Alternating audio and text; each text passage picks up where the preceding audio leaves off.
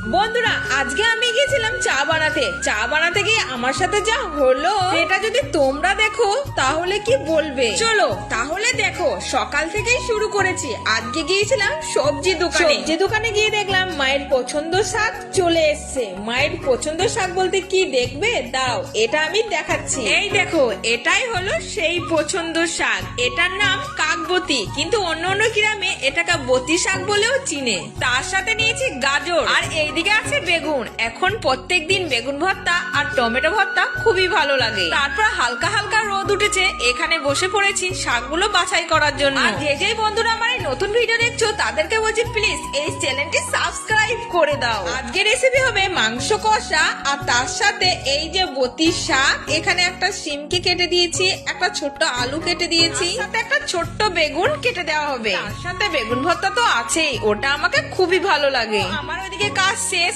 আজকে আমি দুধ নিতে এসেছি ভিতর পাড়ায়। প্রত্যেকদিন দুধ নিতে আসি গাড়ি করে, কিন্তু রাস্তার যা অবস্থা তাই ভাবলাম হেঁটেই চলে আসি। আজকে আমি মাকে বললাম আমি চা করব, তাই সন্ধ্যাবেলায় চলে এলাম রান্নাঘরে। এইদিকে মেয়ে টিউশন থেকে আসবে, তার জন্য দুধ গরম করে আমি ভরে রাখলাম প্লাস কাপে। আজকে আমি বলেছি সুন্দর করে চা করে দেখাবো, তাই এখানে লিকারটা একটু বেশি হয়েছে, কারণ আমাদের লিকার চা বেশি খাওয়া হয়। চায়ের মধ্যে যদি লিকার একটু বেশি দেওয়া হয় চায়ের রংটা কিন্তু খুব সুন্দর হয়। এই যে চাটা কেমন হয়েছে কমেন্টে জানিও।